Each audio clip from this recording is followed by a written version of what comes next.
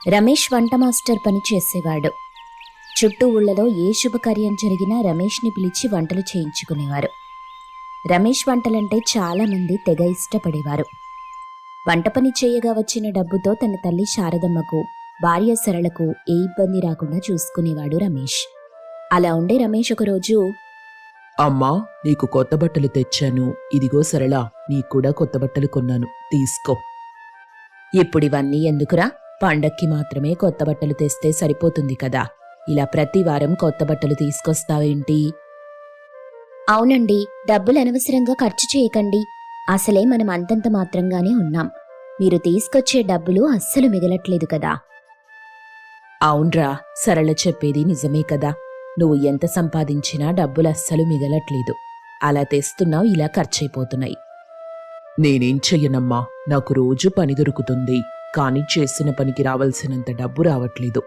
ఈ నెలంతా శుభకార్యాలున్నాయి, అందరూ నన్నే రమ్మంటున్నారు. తీరిక కూడా దొరకట్లేదు. ఒక 2 రోజులు విశ్రాంతి తీసుకుందామనుకున్నా కుదరట్లేదు. మనమొకసారి బెజవాడ వెళ్లి కనకదుర్గమ్మని దర్శించుకుందామండి. చాలా రోజుల నుండి అడుగుతున్నాను. ఒక 2 రోజులు తీరిక చేసుకుని వెళ్దాం. మన సమస్యలన్నీ తీరుతాయన్న నమ్మకం ఉంది నాకు. అవునరా, కోడలు చెప్పింది మంచి విషయమే. మన కుటుంబం అంతా కలిసి గుడికి వెళ్ళి చాలా రోజులైంది.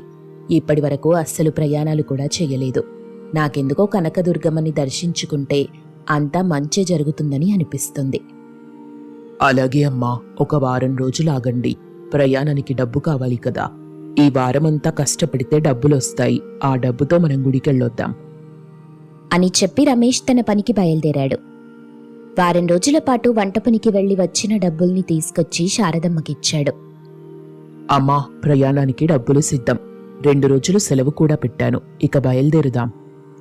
అయితే నేను బట్టలన్నీ సర్దుతాను. అమ్మా సరళ, మనం ట్రైన్కే కదా వెళ్తున్నాం? అవునత్తయ్యా, ట్రైన్లో వెళ్తేనే ప్రయాణం బాగుంటుంది. అన్నట్టు ట్రైన్లో తినడానికి ఏమైనా తీసుకొస్తున్నావా?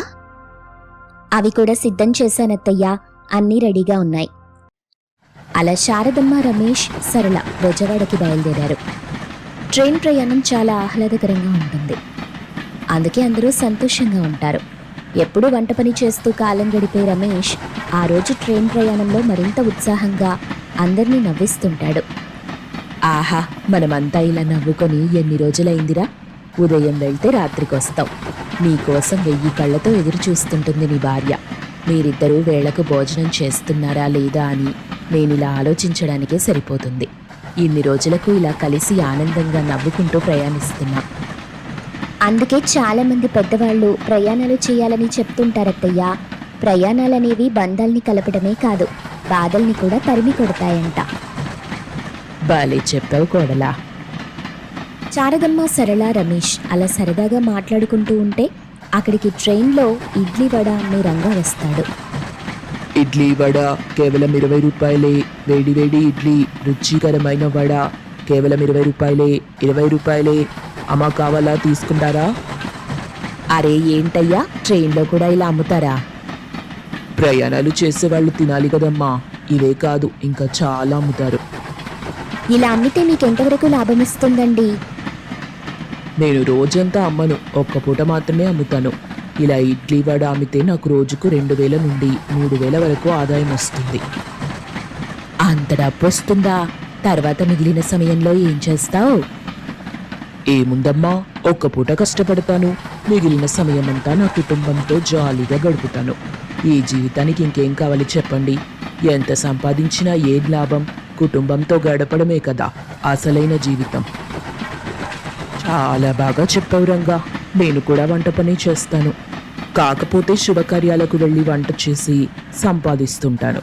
ఒకవేళ శుభకార్యం లేకపోతే నాకు ఆ రోజు సెలవు ఉంటుంది. చూడండి బాబు, మీరు నా అలాగే కష్టపడే వ్యక్తిలా కనిపిస్తున్నారు. అందుకే మీకు సలహా ఇస్తున్నాను. మీరు వంట మనిషి అంటున్నారుగా, మీరు బయటకెళ్ళి ఎక్కువగా కష్టపడాల్సిన పని లేదు. ఇలా ట్రైన్లో అమ్మారనుకో, రోజులో కనీసం ఒక 5-6 వేలైనా వెనకేసుకోవచ్చు. మీ కుటుంబంతో కూడా ఎక్కువ సమయం గడపొచ్చు. ఒకసారి ఆలోచించండి అంటూ రంగా అక్కడి నుండి వెళ్ళిపోతాడు. రంగా చెప్పిన మాటలు శారదమ్మతో పాటు రమేష్, సరళకి కూడా నచ్చాయి. బాబు, అతను చాలా బాగా చెప్పాడు కదా. అవునమ్మా, మంచి సలహా ఇచ్చాడు. కానీ నేను ఈ పని చేస్తే నన్ను నమ్ముకున్న వాళ్ళంతా బాధపడతారమ్మా. పైగా చెడ్డ పేరు కూడా వస్తుంది. చెడ్డ పేరు ఎందుకు వస్తుందండి? ఈ చుట్టుపక్కల వాళ్లకు నేను చేసే వంటలంటే బాగా ఇష్టం. ఇప్పటి వరకు ఎవరూ వేరే వంట మాస్టర్ని తీసుకురాలేదు. అందరూ నన్నే పిలుస్తారు. ఇప్పుడు వాళ్ళని కాదంటే అందరూ బాధపడతారు. చాలామంది తిట్టుకుంటారు కూడా. నాకు చెడ్డ పేరు వస్తుంది. అవును బాబు, నువ్వు చెప్పింది కూడా నిజమే. లోకులు కాకులు అంటారు. మనల్ని అర్థం చేసుకోరు. వాళ్ళు ఏది మాట్లాడితే అదే చెల్లుతుంది ఈ రోజుల్లో. ఇప్పుడేం చేయమంటావమ్మా? నువ్వే ఏదో ఒక సలహా ఇవ్వు. అయితే ఈ విషయం ఇప్పుడు మాట్లాడుకోవడం ఆపుదాం. ముందా కనకదుర్గమ్మ దర్శనం చేసుకొని తర్వాత ఇంటికి వెళ్ళి అన్నీ మాట్లాడుకుందాం. అలాగే అత్తయ్య అలాగే అమ్మా అంటూ ముగ్గురు మాట్లాడుకుంటూ ప్రయాణం సాగిస్తారు. కనకదుర్గమ్మ దర్శనమయ్యాక శారదమ్మ, రమేష్, గీత ఇంటికి చేరుకున్నారు. ఇంటికి చేరుకోగానే శారదమ్మ తన అభిప్రాయం చెప్తుంది. నేను బాగా ఆలోచించాను. ఒక మంచి నిర్ణయం తీసుకున్నాను. బాబు రమేష్, నీకిబ్బంది రాకుండా ఒక ఐడియా వచ్చింది. ఏంటమ్మా అది? నువ్వు నీ పనికి వెళ్ళొచ్చు బాబు. శుభకార్యాలకు వెళ్లి వంట చేయటం ఆపనక్కర్లేదు. కాని నువ్వు రోజూ ఉదయం వెళ్లేటప్పుడు నేను చెప్పినవి వండి పెట్టాలి. అలాగేనమ్మా, మీరేం చెప్పినా నేను క్షణాల్లో వండేస్తాను. అప్పుడు మనమేం చెయ్యాలత్తయ్యా? ఆ వంటలు వృధా అయిపోతాయి కదా. అస్సలవ్వవు. ఎందుకంటే నువ్వు నేను వాటిని తీసుకుని ట్రైన్లో అమ్ముతాం కదా. అమ్మా, ఏంటి నువ్వు చెప్పేది? మీరిద్దరూ వెళ్ళి ట్రైన్లో అమ్ముతారా? అవును బాబు, మేమిద్దరం ఇంట్లో ఖాళీగానే కదా ఉంటున్నాం. ఇలా చేయటం వల్ల ఏదో కాస్తో కూస్తో డబ్బు కూడబెట్టొచ్చు. దానివల్ల మనకే మంచి బాబు. నేనన్నీ ఆలోచించే ఈ నిర్ణయం తీసుకున్నాను. ఏంటి సరళ, ఏమంటావ్? నీకు ఇష్టమే కదా, మొహమాట పడకుండా చెప్పు. ఇష్టమే అత్తయ్యా. చాలా మంచి ఆలోచన చేశారు. మనం కూడా డబ్బు సంపాదిస్తే రేపటి రోజు ఏ ఇబ్బంది రాదు కదా. ఇక మీరిద్దరూ ఒక మాటపైకొచ్చాక నేనడ్డు చెప్తానా? మీ ఇష్టమమ్మా. రేపటి నుండే నేను ఇడ్లీ వడ చేసి పెడతాను. అరే, అది కాదు చెయ్యాల్సింది. ఇంకేం చేయమంటావమ్మా? మనం చికెన్ పరోటా చేసి అమ్ముదాం బాబు. ఎందుకంటే ఆ రోజు రంగాను గమనించావా నువ్వు? లేదమ్మా, అంతలా గమనించలేదు. వాడు నాకు ఆ సలహా ఇచ్చిన తరువాత దాని గురించి ఆలోచిస్తూ ఉండిపోయాను. నేను వాన్నే గమనించాను. ఆ రంగా అందర్నీ అడుగుతుంటే చాలామంది చికెన్ ఉందా అని అడిగారు. అలాగే పరోటా కావాలని ఇంకొందరు అడగటం నేను గమనించాను. ట్రైన్లో చాలామంది అది తింటారని అర్థమైంది. మనం దాన్నే చేసి అమ్మితే బాగా డబ్బులొస్తాయి. ఆహా అత్తయ్య, మీరు సూపర్. చాలా చక్కగా ఆలోచించారు. అయితే రోజు కొట్టుకు వెళ్లి చికెన్ నేను తీసుకొస్తాను. పరోటాలు నేను రెడీ చేస్తాను. నువ్వు చికెన్ మాత్రం వండేసి నీ పనికి వెళ్ళిపోరా. అలాగే అమ్మా. అలా ముగ్గురు ఒక మాట అనుకుని కొత్త వ్యాపారం ప్రారంభిస్తారు. రోజూ రమేష్ చికెన్ వండుతాడు. పరోటాలని శారదమ్మ సిద్ధం చేస్తుంది. సరళ వాటిని ప్యాక్ చేస్తుంది. అలా ప్యాక్ చేసిన వాటిని తీసుకుని శారదమ్మ, సరళ ట్రైన్లో అమ్మటం మొదలెడతారు. అలా అమ్మటం వల్ల వాళ్లకి బాగా ఆదాయం వస్తుంది. రోజురోజుకు వాళ్లు తెచ్చే చికెన్ పరోటాలకు గిరాకీ పెరుగుతుంది. వ్యాపారం పుంజుకుంటుంది. డబ్బులు బాగా వస్తుంటాయి. చూసారా అత్తయ్య, ఆయన సంపాదన కంటే మనకి రోజు ఎక్కువగా వచ్చింది. అవునమ్మా, కానీ ఇదంతా వాడు చేస్తేనే కదా మనం సంపాదించాం. ఒక పని చేద్దాం. ఈ డబ్బంతా బ్యాంకులో పొదుపు చేద్దాం. వాడు తెచ్చే డబ్బులు మాత్రమే మనం ఇంటికి వాడుకుందాం. అలా చేస్తే మనం ఎక్కువ డబ్బులు పొదుపు చేసే అవకాశం ఉంటుంది. అలాగే అత్తయ్యా. అలా శారదమ్మ, సరళ ట్రైన్లో చికెన్, పరోటాలు అమ్మి బాగా డబ్బు సంపాదిస్తారు. రమేష్ తన పని తను చేసుకుంటూ అమ్మ వాళ్లకి కూడా సాయం చేస్తాడు. కొన్ని రోజులు అలా గడుస్తాయి. చూస్తుండగానే చిన్న ఇల్లు కాస్త పెద్ద ఇల్లుగా మారుతుంది. కారు, బంగ్లా కొంటారు. పొదుపు చేసిన డబ్బుతో రమేష్ పేరుపైన ఓ పెద్ద హోటల్ ప్రారంభిస్తారు. అమ్మా, ప్రతి మగాడి విజయం వెనకాల ఒక ఆడదుంటుందంటారు పెద్దలు. అది ఈరోజే అర్థమైందమ్మా. ఈరోజు మీ ఇద్దరి వల్ల నేను విజయం సాధించాను. ఒరేయ్ బాబు, కష్టపడందే ఏదీ రాదు. కష్టాన్ని నమ్ముకున్నోడికెప్పుడూ ఓటమి రాదు, గెలుపే వస్తుంది. నువ్వు కష్టపడ్డావు, నీకు మేం సాయం చేశాం, అంతే. చాలా సంతోషంగా ఉందండి. ఒకరి దగ్గరికి పనికి వెళ్లే మీరు ఈరోజు చాలా మందికి పని కల్పించే స్థాయికి చేరారు. ఆనందంగా ఉంది. అలా శారదమ్మ, సరళలు రమేష్ విజయాన్ని చూసి ఆనందిస్తారు. ఇక ఆ రోజు నుండి రైల్వే క్యాటరింగ్ పనికి అగ్రిమెంట్ చేసుకొని తమ వ్యాపారంలో మరో మెట్టు ముందుకొస్తారు. రమేష్ హోటల్లో తయారైన పదార్థాలను ట్రైన్లలో అమ్ముతూ మరింత ఆదాయం పొందుతారు. ఎంతో మందికి పని కల్పిస్తారు. పేద వర్సెస్ ధనిక కోడళ్ల దీపావళి. లక్ష్మి పొలం పనులు చేసుకునే పేద కోడలు. తనకి ఒక్కగానొక్క కూతురు కీర్తి. వాళ్ల ఇంటికి ఎదురుగా ఒక ధనవంతుల ఇల్లు ఉండేది. ఆ ఇంటికి పట్నంలో పెరిగిన కోడలొచ్చింది. తన పేరు దివ్య. దివ్యకి ఒక్కగానొక్క కొడుకు చరణ్.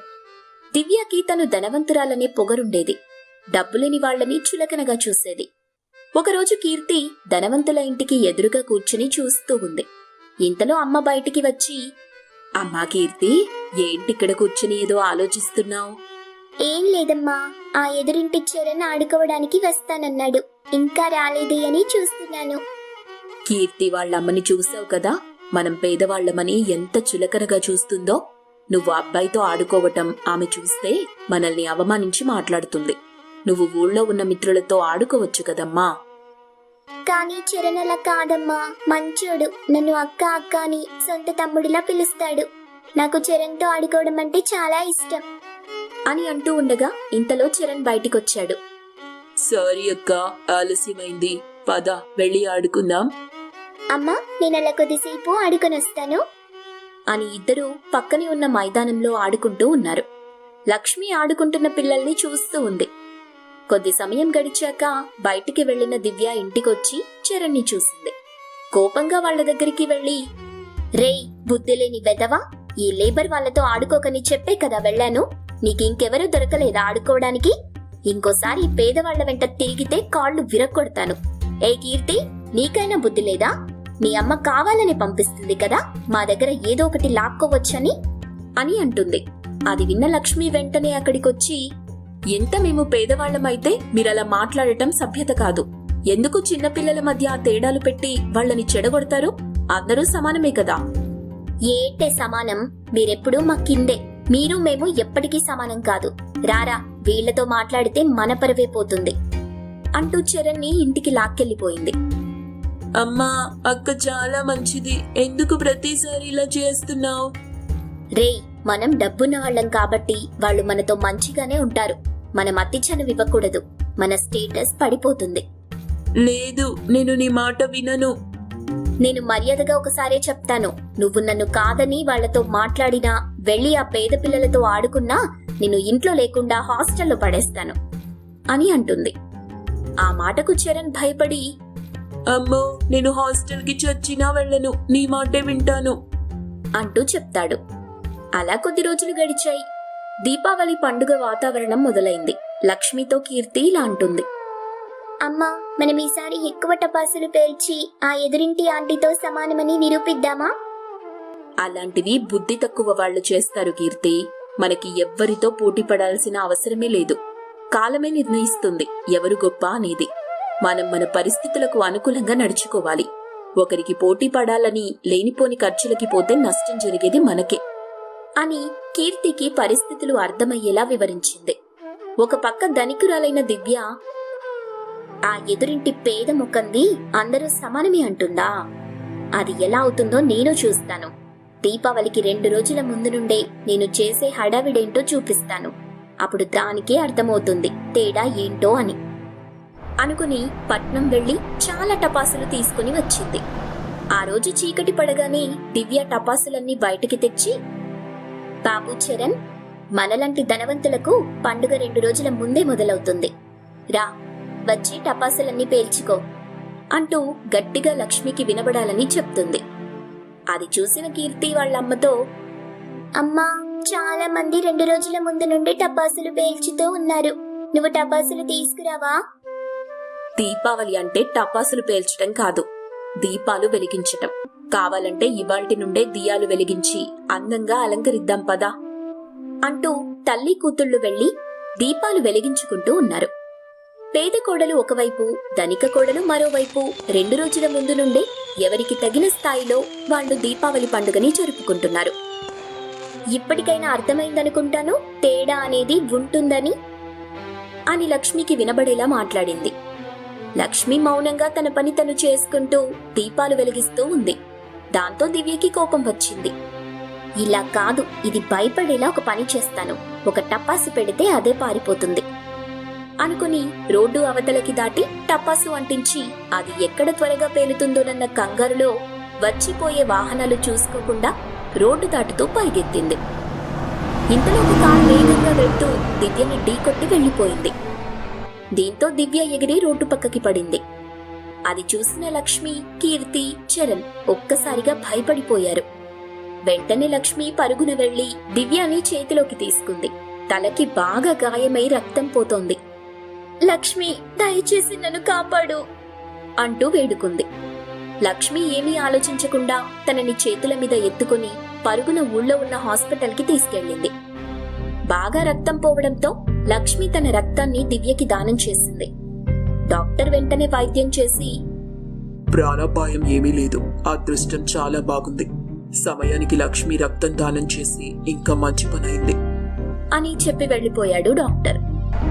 మరుసటి రోజు దివ్య డిశ్చార్జ్ అయి ఇంటికొచ్చింది. నేరుగా లక్ష్మి ఇంటికి వెళ్ళింది. దివ్యని చూసిన లక్ష్మి ఆప్యాయంగా పలకరిస్తూ, మీకు ఆరోగ్యం బావుందా ఇప్పుడు? ఇబ్బంది లేదుగా అంటూ అడిగింది. దివ్య కన్నీళ్లు పెడుతూ, నువ్వు నీ రక్తాన్ని దానం చేసి నా ప్రాణాలు కాపాడావు. నీ రుణం ఈ జన్మలో తీర్చుకోలేను. అందరూ సమానమేనని తెలుసుకోవడానికి నాకు చాలా సమయం పట్టింది.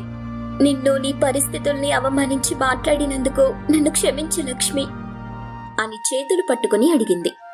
లక్ష్మి ఓదారుస్తూ, అయ్యో అంత బాధపడకండి, మీరన్న మాటలు బాధ పెట్టినా సరే వాటినెప్పుడో మర్చిపోయాను. ఆ మాటన్నో చాలా సంతోషంగా ఉంది. ఇంకోసారి ఎప్పుడూ అలా ప్రవర్తించను. రేపు దీపావళి పండుగ, అందరం కలిసి పండుగ మా ఇంట్లోనే చేసుకుందాం అని చెప్పి వెళ్ళింది. మరుసటి రోజు దివ్య లక్ష్మికి, కీర్తికి కొత్త బట్టలు, పిండి వంటలు ఇచ్చింది. ఆ రోజు రాత్రి అందరూ దీపాలు వెలిగించి టపాసులు పేలుస్తూ సంబరాలు చేసుకున్నారు.